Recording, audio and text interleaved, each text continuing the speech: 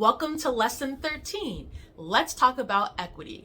In this lesson, let's talk some more about what equity means and how utilizing a culturally responsive approach is the key lever towards equity in your music program. Back in lesson 9, I broke down the terms diversity, access, inclusion, belonging, and equity, and I used the example of a high school dance. So if you have not already checked out lesson 9, make sure you go back and check out that video lesson.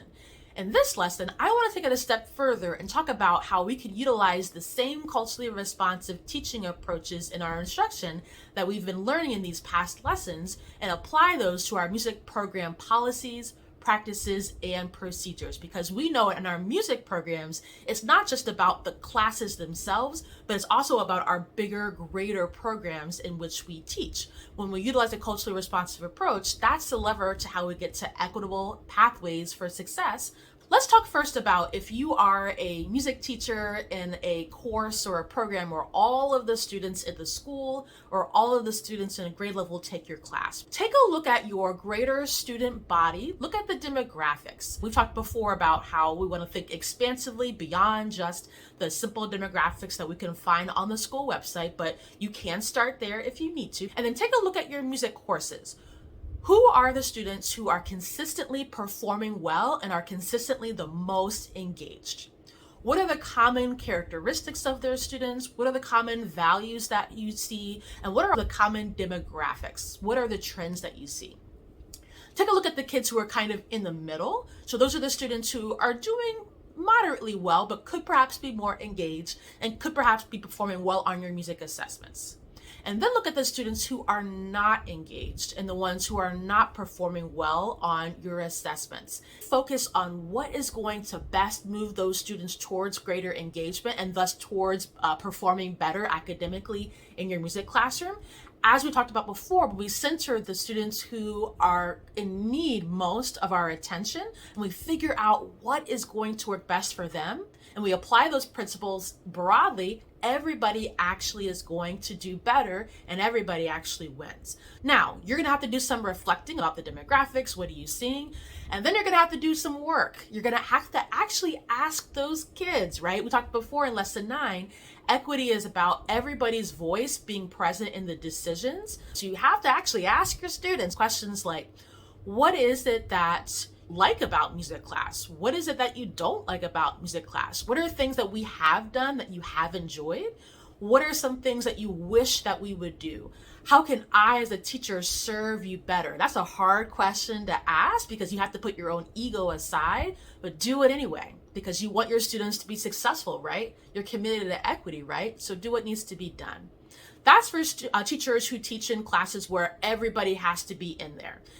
Let's talk about teachers who teach in elective courses. So this might be a band or an orchestra or a choir or a music technology class, but any music course where students are electing to be there. Look at your greater student body, look at the demographics, and then look at each of the courses. If you're fortunate enough to work with a team of music teachers where you have several different courses and several different teachers teaching all of them, do this as a team. What are the trends that you see? Here, you want to especially pay attention to what are the demographics of the students that are well represented across all of our different music classes. Do we see demographics that only pop up in certain music courses? Are there demographics that are not represented at all? All of this is going to give you information that you can reflect on.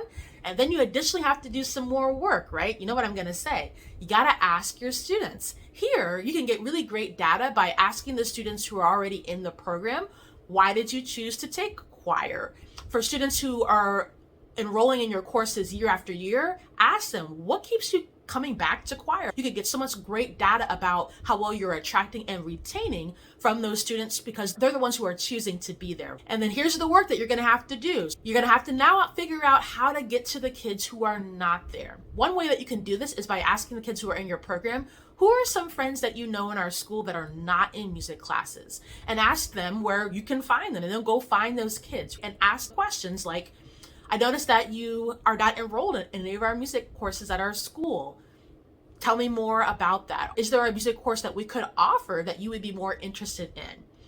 The point here, especially when you teach in an elective course, I'm talking more to my secondary music teacher friends, the point here is that you want kids to have access to music somehow. We don't need everybody to be in band. We don't need everybody to be in choir, but across the different music courses that your program offers, do you have an ability for all kids who want to be there to be there? When it comes down to providing equity in our music programs by utilizing the same culturally responsive approach to our instruction, but applying it to our practices, our program policies, our program procedures, we can see where there might be opportunities for us to remove obstacles and barriers so that more kids in our student body have access to be able to participate in music. And that's it for lesson 13. Here's your reflection for today. What is one small shift you are committed to making towards increasing equity in your music program? Take some time and really think on that one, and then drop your reflection in the comments below this video, and I'll see you next time for lesson 14. Don't forget to let your music teacher friends know about this series so they can get in on this learning too.